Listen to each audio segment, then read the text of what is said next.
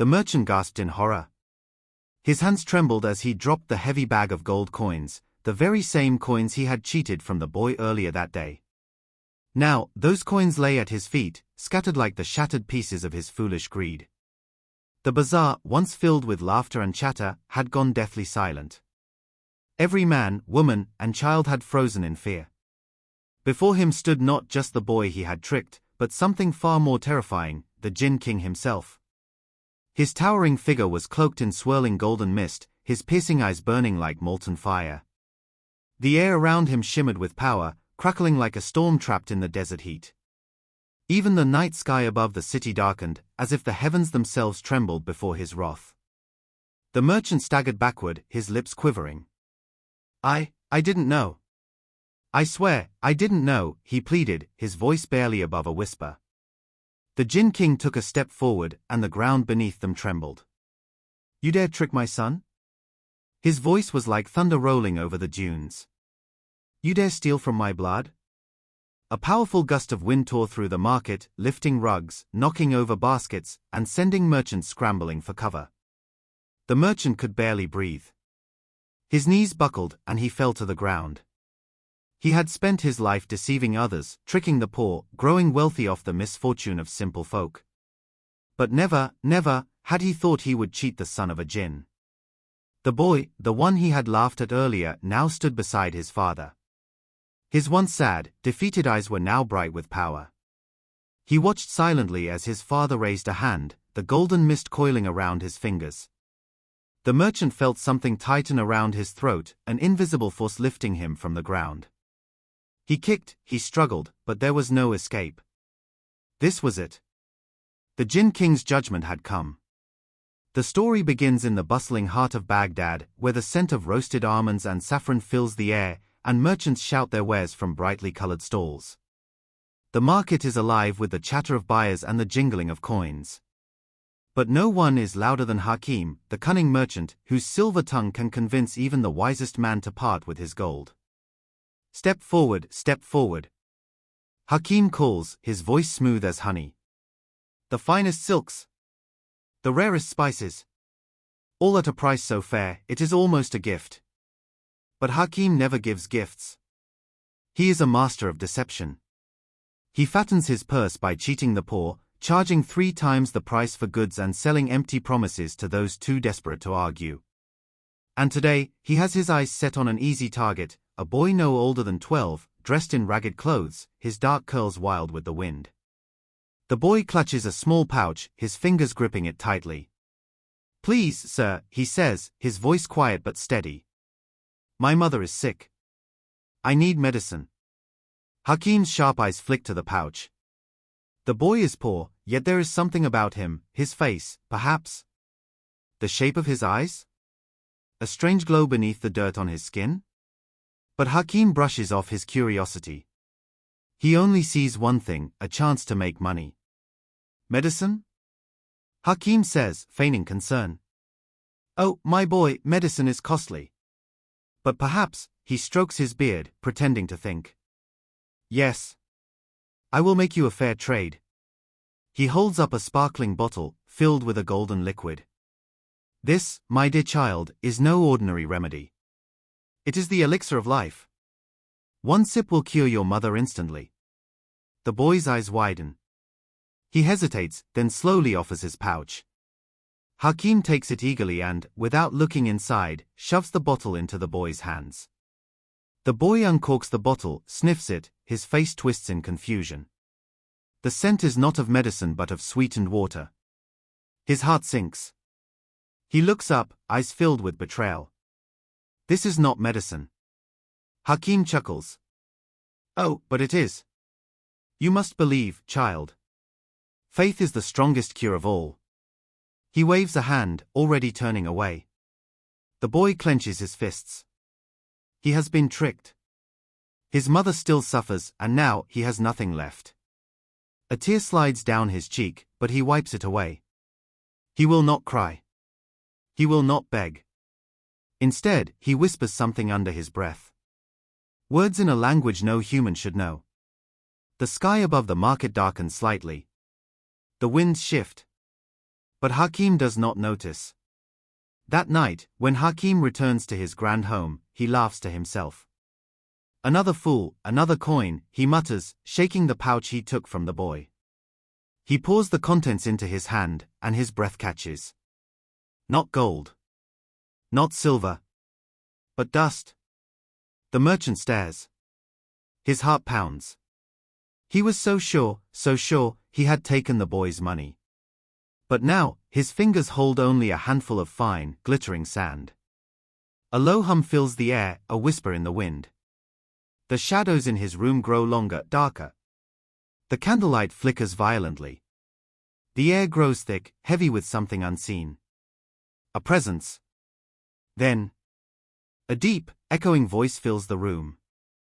You have cheated my son. Hakim spins, his body going cold. And there, standing in the center of the room, is the boy. But he is no longer alone. Beside him stands a towering figure cloaked in golden mist. His burning gaze pierces through Hakim's soul. The Jinn King has arrived. The air in Hakim's chamber thickened, pressing down on him like the weight of 1,000 storms. His knees buckled, his heart pounded. He wanted to run, to scream, to call for help, but his throat had closed up, his body frozen in sheer terror. The Jinn King's eyes glowed like molten gold, his expression unreadable, but his presence alone spoke of an ancient wrath, a fury as endless as the desert itself. The golden mist that surrounded him curled and twisted, filling the room with a scent both sweet and burning, like incense laced with fire. Hakim tried to force words from his lips, but they came out in a pathetic croak. The boy, now standing tall beside his father, no longer looked helpless. His once timid face was now set with quiet strength, his dark eyes holding a knowledge far beyond his years. He did not smile. He did not gloat. He simply watched. The Jinn King raised a hand. Instantly, the windows shattered, and the candle flames in the room flickered and stretched into wild, writhing shapes. The shadows in the corners deepened, as if the darkness itself had come alive. You dared trick my son. The Jinn King's voice was not loud, but it did not need to be. It rolled through the room like a storm cloud, shaking the very walls of Hakim's home. You stole from my blood. You laughed at his suffering. Tell me, mortal, what punishment do you deserve? Hakim fell to his knees, his hands shaking. Mercy! Please, Great One! I did not know. The Jinn King's burning gaze did not waver. Would it have mattered? He asked. His voice was calm, but within it was a threat far greater than 1,000 swords. Would you have been kind if you had known? Hakim could not answer. He could only shake his head wildly, his mind spinning with fear. The Jinn King took a slow step forward, and the room trembled beneath his feet. Then why, he said softly, should I be kind to you? The words struck Hakim harder than any blow ever could. The golden mist around the Jinn King thickened, swirling around Hakim's trembling form. He felt his body lifting from the ground, as if unseen hands were dragging him into the air. He kicked, he gasped, but there was nothing to grasp, nothing to hold on to. Please! Hakim wailed, struggling against the unseen force. I will return the boy's money. I will give him everything I own. The Jinn King tilted his head slightly, as if considering this. Then he turned to his son. What do you say, my child? Shall I let him go? The boy did not answer immediately. He looked at Hakim, his gaze unreadable. Then, in a soft voice, he said, let him feel what it is to be powerless. A cruel wind howled through the chamber. The golden mist surged forward, wrapping itself around Hakim like living chains. The merchant screamed. And then, darkness. The first rays of dawn stretched over the city of Baghdad, casting a golden glow over the bustling marketplace. Merchants set up their stalls, children laughed as they ran through the narrow alleys, and the scent of fresh bread and spices filled the air. No one noticed the small figure curled up in a shadowed corner of the bazaar. Hakim groaned, his body aching as if he had been trampled by camels. He reached for his silken robe, but there was none. His hands, once adorned with rings of gold and precious stones, were bare. His fine slippers, his jeweled turban, gone. Slowly, painfully, he lifted his head and looked down at himself. His fine clothes had vanished. Instead, he wore tattered rags, no better than a beggar's. His feet were covered in dust, his hair wild and unkempt. His throat was parched, his stomach twisted in hunger. He reached for his coin pouch, empty. He scrambled to his feet and turned toward his grand home. And froze. His home was gone. No, not just gone, there was no sign it had ever existed. Where his grand mansion had once stood, there was nothing but an empty stretch of sand, as if it had been swallowed by the desert itself. Hakim stumbled backward, his mind spinning. Had it all been a dream? No, he could still feel the weight of the Jinn King's presence, the lingering chill of the golden mist. He could still hear the boy's final words ringing in his ears. Let him feel what it is to be powerless. A shadow loomed over him. He turned, and found himself face to face with a merchant he had often tricked in the past. Well, well, the man sneered. Look at you. Once the wealthiest swindler in Baghdad, and now, nothing. Hakim opened his mouth to speak, to protest, to beg for help, but before he could utter a word, the man turned and walked away, laughing. More merchants passed, some glancing at him with pity, others with cruel amusement. Not a single one offered him a helping hand. Hakim stumbled into the bazaar, his stomach growling, his throat burning with thirst. He reached out to a passing baker, desperate. Please, he croaked. Just a piece of bread. The baker sneered. Bread? From me? After you sold me rotten flour last winter? He spat at Hakim's feet and strode away. Hakim turned to another man. Water, just a sip of water. But the man only laughed. Oh, how the mighty have fallen. The heat of the sun pressed down on him, the weight of his new reality settling into his bones. He had spent his life stealing from the poor, tricking the desperate. Now, he was no better than the very people he had once mocked. For the first time in his life, Hakim knew true hunger. True desperation. And deep within his heart, a seed of fear took root. If the Jinn King had done this to him, what else was he capable of? The sun blazed high over Baghdad, turning the city into a furnace of golden light. Sweat dripped down Hakim's face as he staggered through the streets, his once proud gait reduced to a desperate shuffle. The fine robes that had once set him apart from the common folk were now filthy rags, clinging to his skin like the shame that burned within him. No one recognized him, not as the powerful merchant he had once been. No one pitied him, not after years of trickery and deceit. He had nothing. Hunger gnawed at his insides like a starving beast. The scent of roasted meat and fresh bread drifted from the stalls, tormenting him. He watched as merchants counted coins, customers haggled, and gold exchanged hands, all things he had once done with ease, without a second thought. Now, he had to beg. His pride resisted, but his stomach howled louder. He swallowed his shame and approached an old man selling dates. Please, he rasped, his throat dry as desert sand. Just one date. I am starving. The old man peered at him with sharp eyes, then chuckled. Oh, how the world turns. Hakim the merchant, now a beggar. Hakim flinched. Please, I remember you, the old man interrupted. Last year, you sold me rotten spices and swore on your life they were fresh. He grabbed a handful of dates and tossed them to the stray dogs by his feet. Better they eat than a liar like you. Hakim's stomach twisted as the dogs devoured what could have been his meal. The old man turned away, leaving him standing there, humiliated and empty-handed. He moved through the market, trying again. But every face he recognized only scowled or sneered. Some laughed. Others cursed him. No one helped. By the time the sun began to set, his legs could barely carry him.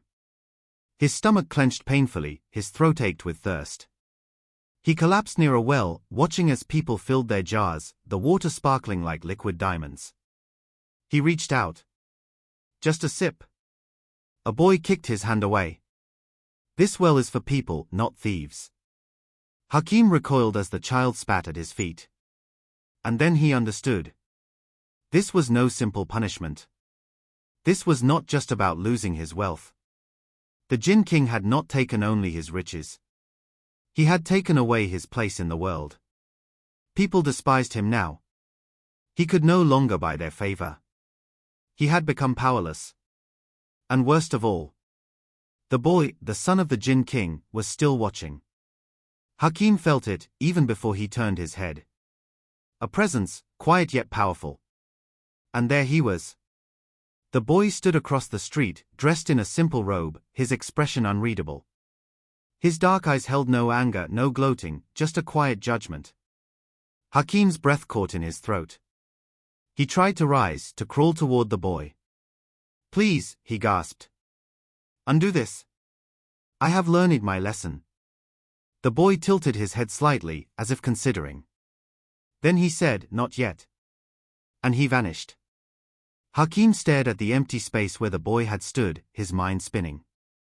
Not yet. The words echoed in his skull. Did this mean there was hope? That his suffering was not permanent? Or did it mean worse trials were yet to come? Before he could dwell on it further, a shadow fell over him. He turned and found himself face to face with the city guards. Hakim the merchant, one of them growled. "You owe debts. Many debts." Hakim's mouth went dry. "But I have nothing left." "Then you will pay with labor." The guard grabbed him by the arm and yanked him to his feet. "Let's see how well a merchant works in the dungeons." Hakim barely had time to scream before they dragged him away, disappearing into the darkness of the city's underground prisons. The air in the dungeon was thick with the stench of sweat, filth, and despair. Hakim sat on the cold stone floor, his wrists raw from the iron chains that bound him. The once proud merchant had never imagined he would end up like this, trapped in darkness, treated like the lowest of criminals. Every breath was a struggle. Every hour a torment. Days passed. Or maybe weeks. He had lost count. They fed him only scraps, moldy bread and murky water. The guards laughed as they tossed it at his feet, watching him scramble like a starving rat. At first, he refused to eat. His pride still clung to him, whispering that he was better than this. But hunger was relentless, and soon, pride was no match for survival. He ate. He worked. The dungeon masters forced him into labor, hauling stones, cleaning filth, digging trenches in the prison yard beneath the merciless sun. His soft merchant's hands blistered and bled. His back ached. His knees buckled. But there was no mercy. Hakim learned the cruelty of the world he had once ruled with gold. And then, one night, he saw him again. The boy. Standing in the shadows outside the prison yard, watching him. Hakim dropped the bucket of filth he had been carrying, heart pounding. He stumbled toward the iron bars, gripping them with shaking hands. "You," he rasped. The boy said nothing. "Please," Hakim begged. "You said, not yet. Have I not suffered enough?" The boy studied him. "Do you believe you have paid for your crime?" Hakim nodded frantically. "Yes. Yes, I swear it. I was greedy, I tricked people, I wronged you. And I have lost everything. My wealth, my name, my dignity. Please, undo this curse." The boy's gaze darkened. "A curse? You still see this as a punishment?" Hakim's breath hitched. "Isn't it?" The boy sighed. "You still do not understand." And then he was gone. Hakim slumped against the bars, tears of frustration burning his eyes. He did not understand? What more was there to learn? He had been beaten, humiliated, starved, surely this was enough. But the words haunted him. And then, the next day, something happened that changed everything. The prison doors swung open with a loud creak. Hakim blinked in confusion as a guard approached, unchaining him. "You," the guard sneered. "Someone's paid your debt."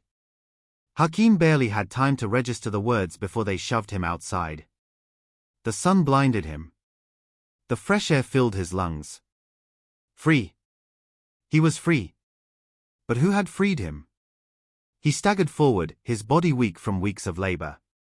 The streets of Baghdad felt unfamiliar now, as if he no longer belonged. And then, he saw her. An old woman. Wrinkled, frail yet familiar. His mother. Hakeem's heart clenched. He had not seen her in years, not since he had risen to power and abandoned his humble beginnings. Tears filled her eyes as she reached for him. My son. Shame crashed over him. He fell to his knees before her. Mother. She knelt with him, cradling his face in her hands. Oh, my foolish boy, what have you done to yourself? Hakeem choked on a sob. I have lost everything. She stroked his hair. Then maybe now, you will learn what truly matters. He closed his eyes, resting his forehead against her knee. For the first time in his life, Hakeem did not wish for gold. He wished for redemption. But was it too late? As he sat in his mother's small home that night, eating a simple meal of lentils and bread, Hakeem felt something he had not felt in a long time. Peace. His mother had welcomed him back without question, without resentment. She did not care that he had once abandoned her for riches. She did not ask for anything in return. And yet, he still felt empty. Was this what the boy had meant? Had he truly learned? As he lay on a straw mat that night, staring at the ceiling, the words echoed again. You still do not understand. Hakeem clenched his fists. If he did not understand, then he would find out. And so, at dawn, he set out to seek the boy once more.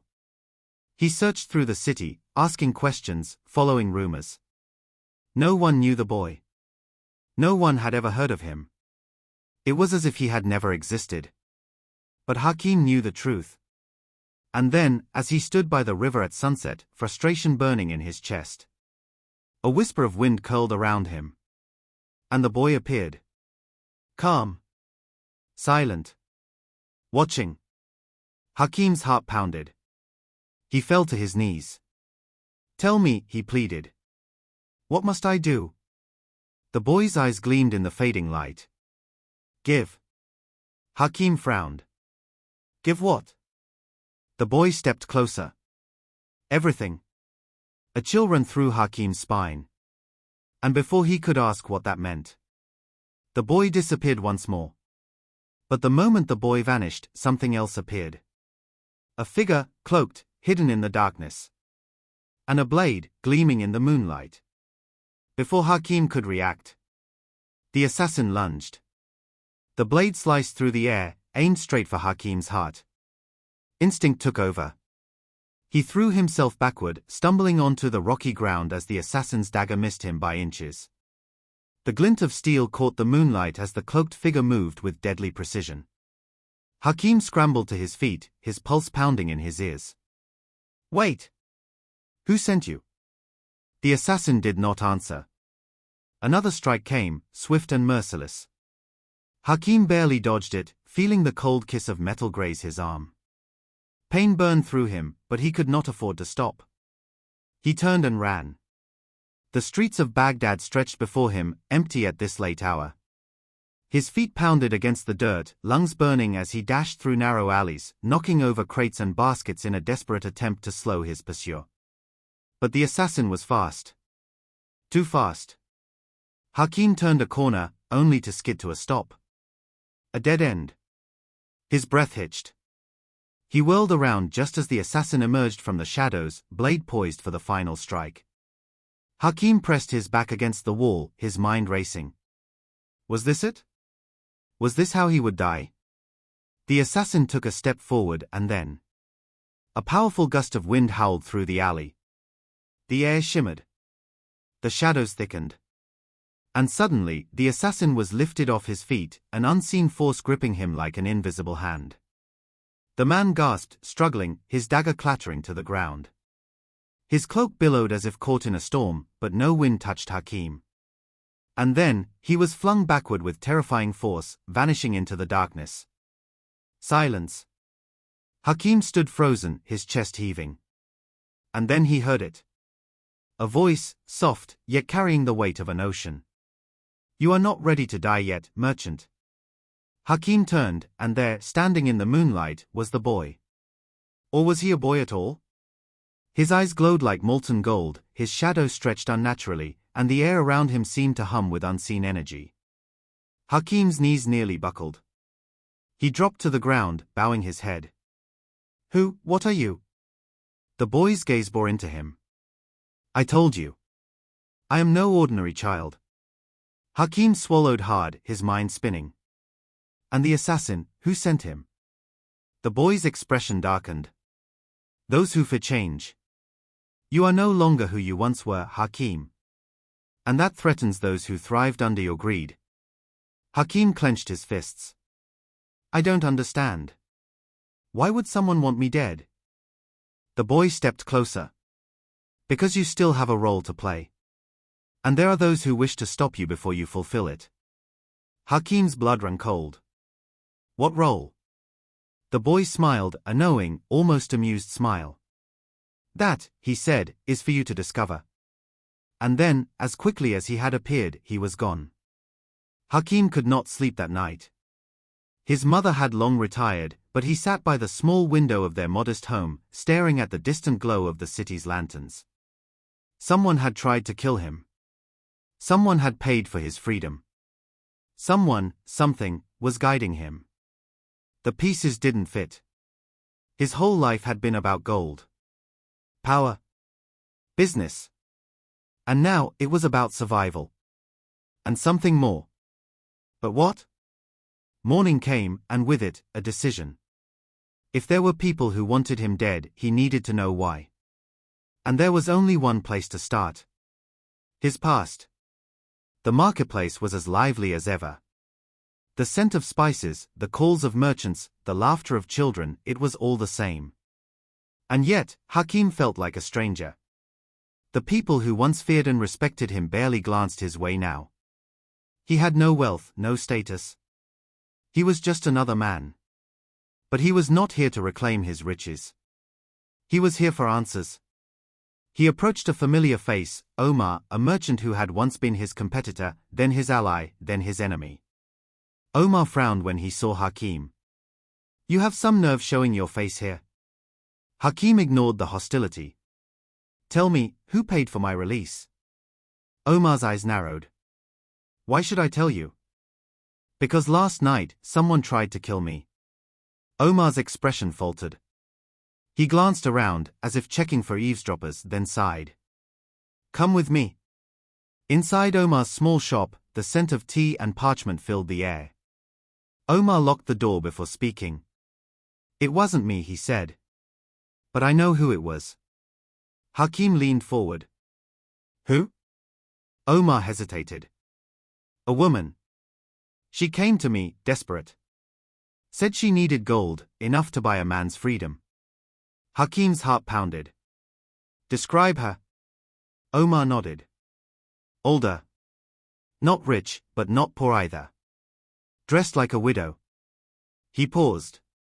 She had your eyes, Hakim. Hakim's breath caught. His mother? But why? She had never had such wealth. Unless. He exhaled sharply. Where is she now? Omar shook his head. She left as soon as she paid. But she wasn't alone. Hakim's stomach twisted. Who was with her? Omar hesitated. A man in white robes. I never saw his face. A chill ran down Hakim's spine. A man in white. The same description given in old stories. The same description given to Jinn. His hands trembled as he stood. If his mother had been helped by a Jinn, what did that mean? And then, in that moment of realization, the door burst open.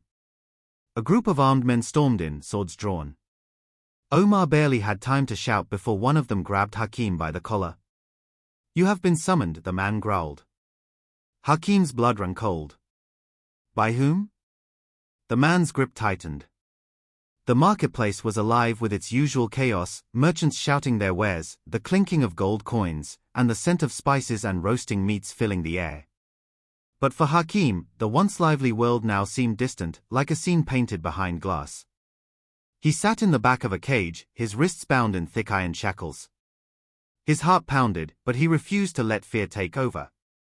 He was his father's son. He would not break.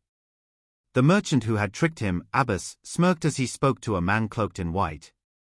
The boy is a rarity, Abbas boasted. I caught him trying to cheat me. A thief and a liar, but look at him, strong, quick-witted. He'll fetch a high price. The man in white knelt before the cage, studying Hakim with an unsettling patience. Though his face was shadowed beneath his hood, Hakim could feel the weight of his gaze. There is something different about him, the man murmured. His fingers flickered, and Hakim felt a strange force press against his skin, as though the very air was testing him. Hakim shuddered. He had felt this kind of power before, in the presence of his father. The man stood abruptly and turned to Abbas. Double the price you ask, and he is mine. Abbas's greed flared in his eyes. Done. He handed over the keys without hesitation, barely acknowledging Hakim's glare of defiance. As the man in white unlocked the cage, Hakim braced himself. If he was to escape, it had to be now. The moment the cold iron left his wrists, he moved, fast as the desert wind, but the man raised a single hand. Hakim was stopped mid-motion, his body frozen in place. No ropes bound him, no hands held him, yet he could not move. A sorcerer. A powerful one. A slow, knowing smile curled on the man's lips. You are no ordinary boy. He glanced at the merchant. Did you know what you had, fool? Abbas hesitated, suddenly unsure. Just a street rat. The man in white let out a soft chuckle. No. He is something else entirely. His fingers twitched again, and Hakim felt something inside him stir, a fire deep in his bones that was not his own. It recognized the magic. It fought against it. And that was when he knew his father would come. The sky above the marketplace darkened unnaturally. The winds picked up, howling through the streets like a living thing. People stopped and turned their heads to the heavens in fear. A distant rumbling echoed, not from the earth, but from something far greater. The man in white frowned, gripping Hakim's shoulder tightly. It seems we have drawn attention. And then, the winds became a storm. A great, golden whirlwind erupted in the heart of the city, sending people running in terror. At the center of it, a towering figure emerged, cloaked in swirling sand and fire, his eyes burning like twin suns. The Jinn King had come. The marketplace erupted into screams as the realization spread. Abbas stumbled back in horror, his greed now turning to regret. The man in white remained still, watching with a quiet intensity. Hakim felt his frozen limbs release, and he gasped, staggering forward just as his father's voice boomed through the storm. Who dares steal my son? The entire world seemed to hold its breath. The room was caught in suspended chaos. The Jinn King stood tall, his golden eyes burning with fury, his presence commanding the attention of every soul in the chamber. The torches flickered wildly, casting long, trembling shadows against the palace walls. The Sultan, ever the ruler of men, sat frozen, his fingers clutching the golden armrests of his throne. He was a powerful man, but even he knew when he was in the presence of something far beyond his reach. The man in white, however, was the only one who did not cower. Though his face was hidden beneath his hood, there was a subtle shift in his stance, something between defiance and unease.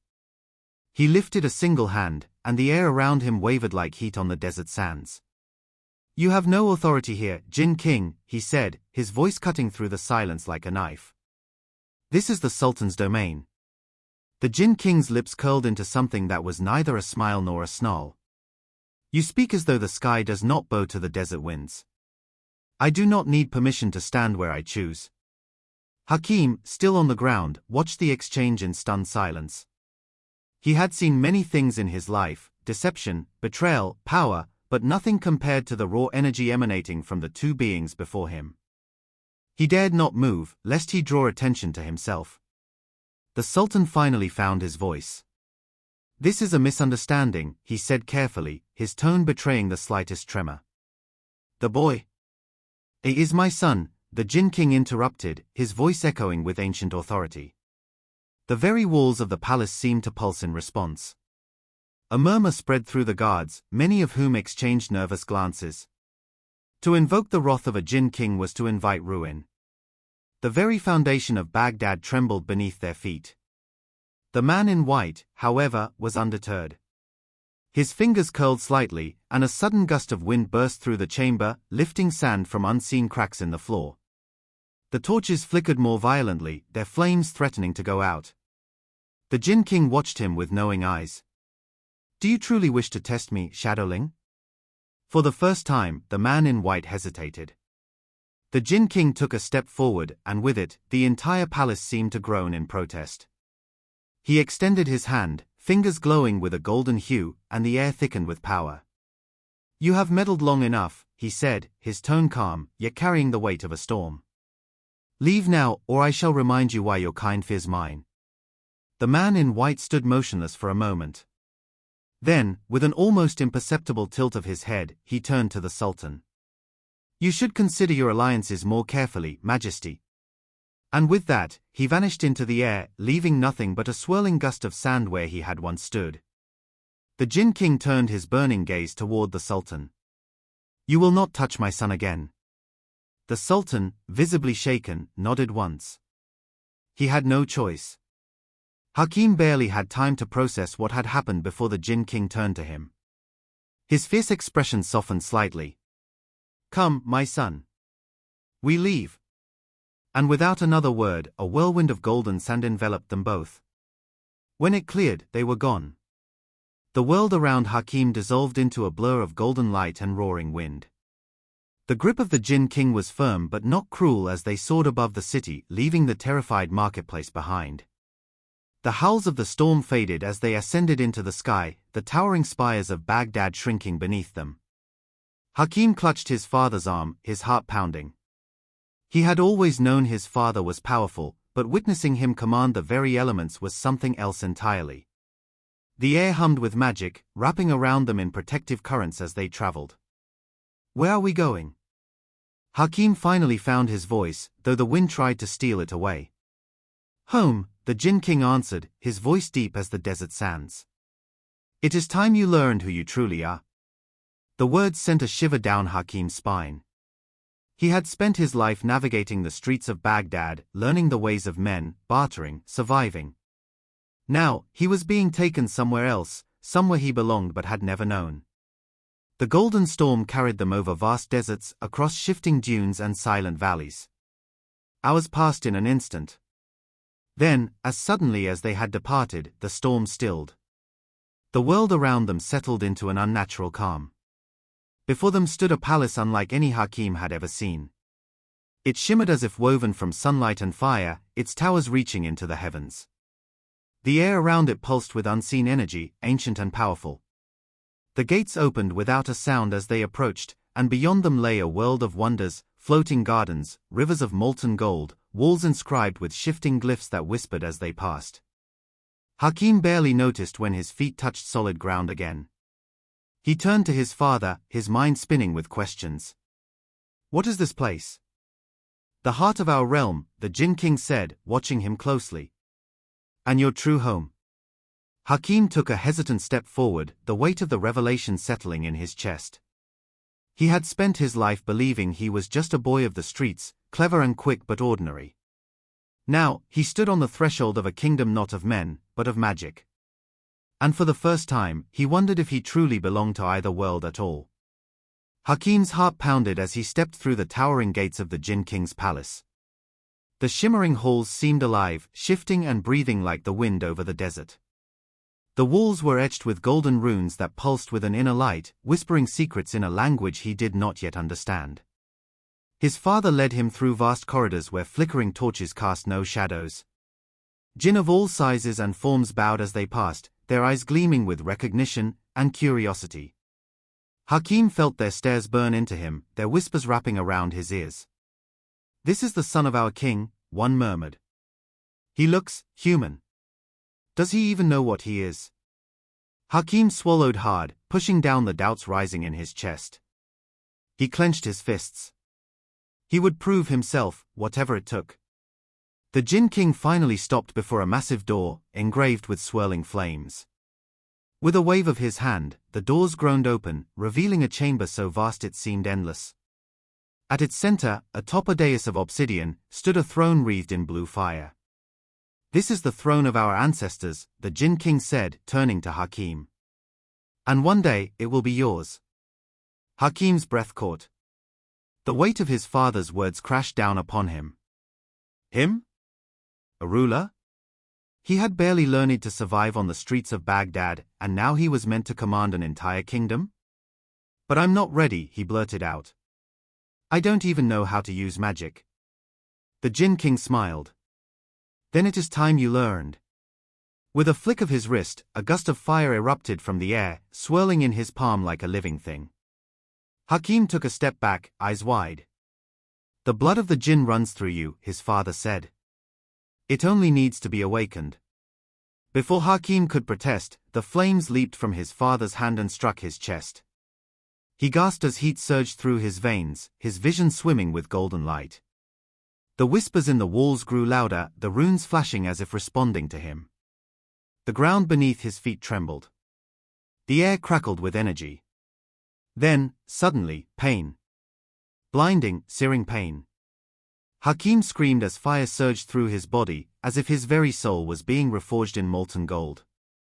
The palace seemed to quake with his cries, and somewhere in the distance, a storm began to rise. The storm raged above the palace, its thunder shaking the heavens as the Jinn King watched his son writhe in agony. Hakim's body was engulfed in golden flames, his veins coursing with raw, untamed magic. His screams echoed through the halls, and the Jinn who had once whispered about him now cowered in fear. And then, silence. Hakim collapsed onto the polished obsidian floor, gasping for breath. The flames flickered, then vanished, leaving behind scorched marks where he had stood. His body felt heavier, yet strangely powerful, as if something ancient had awakened inside him. His hands trembled as he lifted them before his face. They were the same, yet different. His skin shimmered with a faint golden hue, and his fingers tingled with energy. The Jinn King approached, his expression unreadable. "You have survived." Hakim blinked up at him, his vision still adjusting. "Survived? You nearly burned me alive." His father chuckled. "And yet, you still breathe. That is proof enough that you are my son." He extended a hand, and Hakim hesitated before gripping it. As soon as their fingers touched, a surge of power passed between them, making Hakim gasp. The runes on the walls brightened, and for a brief moment, he saw visions, shifting sands, a great war, and a throne of fire waiting for him. Then, it was gone. Hakim staggered to his feet, his legs weak but his heart pounding. What did you do to me?" "I have awakened the power that lay dormant in your blood. You are no longer just a boy from the streets of Baghdad. You are a prince of the Jinn. And it is time you learned what that means." A great door creaked open behind them, revealing a vast chamber filled with floating orbs of light. Each one pulsed with ancient knowledge, the wisdom of the Jinn who had come before. Hakim's breath caught as he stepped forward, drawn by the strange energy in the air. But just as he took his first step, a deafening crash shook the palace. The flames on the walls flickered wildly. The storm outside howled louder. Somewhere in the distance, an alarm gong sounded. A Jinn warrior burst through the chamber doors, his face twisted in panic. "My king! The merchant, he has returned. And he is not alone." Hakim's blood ran cold. The merchant? The one who had betrayed him, who had cast him aside like nothing. He clenched his fists, the new power within him stirring. His father's eyes darkened. "It seems the time for your first lesson has come, my son. Come, let us greet our guest." The great hall trembled as the merchant's forces stormed the gates. The palace guards rushed to fortify the entrances, their weapons clashing as they repelled the intruders. Lightning split the sky outside, illuminating the figures of the merchant's newfound allies, sorcerers cloaked in shadow, their eyes glowing with unnatural power. Hakim and his father stood at the top of the palace stairs, watching the chaos unfold below. The Jinn King's expression was calm, but there was a storm behind his gaze. Hakim, however, felt his pulse quicken. He clenched his fists, feeling the energy surging within him. The merchant stepped forward, his once greedy smile now twisted with dark ambition. "King of the Jinn," he called out. You stole what was rightfully mine. That boy, he was a street rat, a servant. You had no right to take him. The Jinn King let out a low, amused chuckle. You claim a prince as your possession? Foolish human. You do not know what you have brought upon yourself. The merchant sorcerers raised their staffs, chanting in an ancient tongue. The air crackled with dark energy. The ground beneath them trembled as a wave of cursed fire surged toward the palace doors. Hakim's body moved on instinct. He lifted his hand, and a golden barrier flared to life, deflecting the cursed flames before they could reach the walls.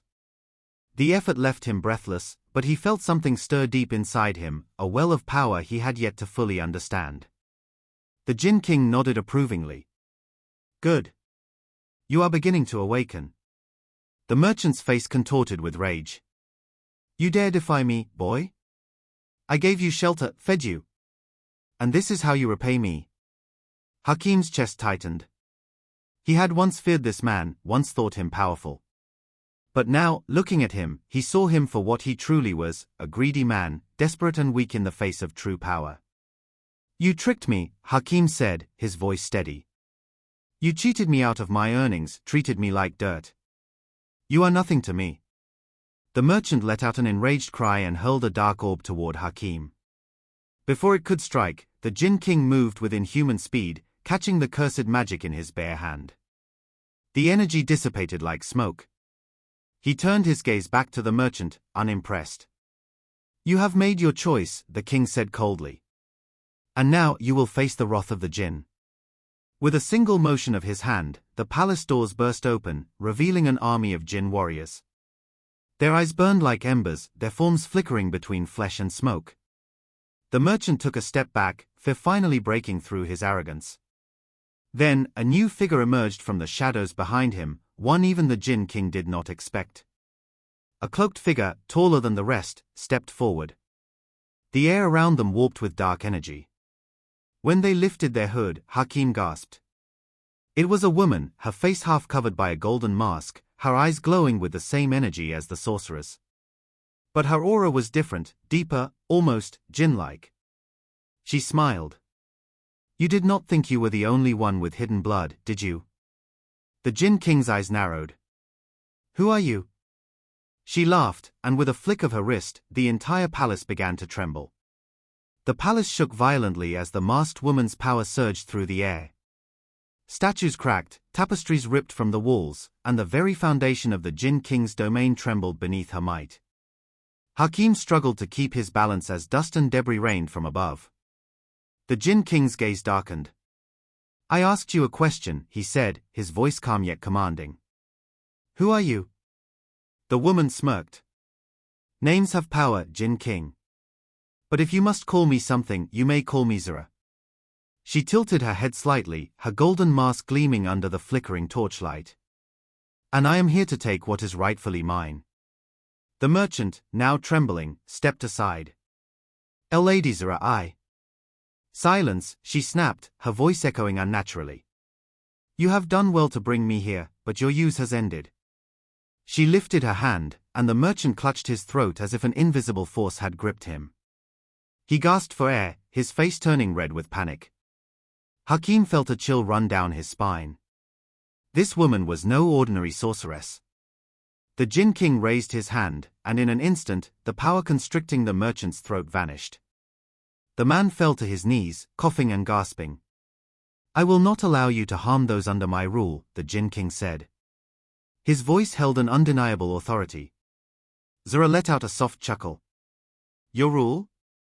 She gestured around. This kingdom, this power, it is wasted in your hands. Her eyes flickered toward Hakim. And your son, oh, how little he knows of what he truly is. Hakim stiffened. What do you mean? Zura's lips curled into a knowing smile. Ah, but that would ruin the fun. Without warning, she thrust her hands forward, and a surge of dark energy exploded toward Hakim. He barely had time to react before the Jinn King stepped in front of him, raising his own hands. A golden shield materialized, absorbing the attack, but the impact sent a shockwave through the hall, knocking over pillars and shattering windows. The battle had begun. Jinn warriors clashed with Zura's shadowy sorcerers. The air crackled with energy as spells collided, swords met steel, and the palace became a battlefield of magic and power. Hakim could barely keep up with the chaos. He felt the pull of his own abilities, the whispers of ancient power coursing through his veins. He clenched his fists, summoning the energy within him. Then, in the midst of the chaos, Zura's voice rang out once more. Hakim, my dear boy, it is time you learned the truth. She raised her hands, and in an instant, the entire world around them shifted. The palace faded into darkness, the battle sounds silenced. Hakim looked around in confusion. Where are we? The Jinn King, still by his side, narrowed his eyes. An illusion. Zura stepped forward, her mask gleaming. Not an illusion. A memory. She extended her hand, and suddenly, the darkness swirled to life, revealing a scene from the past. Hakim saw a younger version of his father, standing before another Jinn, one with eyes eerily similar to his own. This, Zura whispered, is where your story truly begins. The swirling vision of the past flickered before Hakim's eyes, filling him with an overwhelming sense of destiny. The Jinn in the vision, his father, but younger, stood before another being of immense power, one whose piercing eyes mirrored his own. Zura stepped forward, her voice low and filled with eerie amusement. This is the truth that was kept from you, Hakim. You are more than the son of the Jinn King. Your bloodline carries a power older than this kingdom itself. Hakim's heart pounded. What are you saying? The vision shifted. The powerful Jinn in the past raised his hand, summoning a swirling mass of golden energy. The younger version of the Jinn King bowed his head in solemn understanding. Zura turned to Hakim. That Jinn was not just anyone. He was the first king, the ruler of an age before your father. His power was sealed away, his legacy erased. But some of that power, his blood, lives in you. Hakim's breath caught. Then why was this kept from me? The Jinn King, standing beside his son, let out a heavy sigh. Because knowledge of such power is dangerous. If the wrong forces, his gaze flickered to Zura. Were to discover it, they would stop at nothing to control you. Zura smirked. And yet, here we are. Before Hakim could respond, the illusion shattered. They were back in the palace, the sounds of battle still echoing through the grand hall. Warriors clashed, spells lit up the air, and the ground trembled under the weight of the ongoing fight. Zura raised her arms, and dark tendrils of energy spiraled around her. Your father was a fool to hide this from you, Hakim.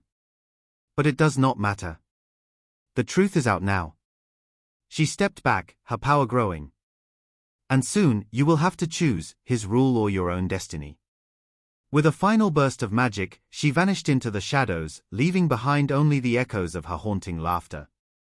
Hakim stood frozen, his mind reeling. He turned to his father. Is what she said true?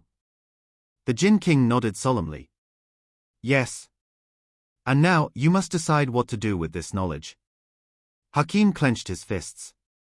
He had started this journey as a mere boy, cheated by a merchant. But now, he stood at the crossroads of fate, with a power even greater than he had imagined. As the echoes of battle quieted and the dawn's first light broke through the shattered windows of the palace, Hakim made a silent vow. Whatever his destiny was, he would carve his own path. And the world would remember his name.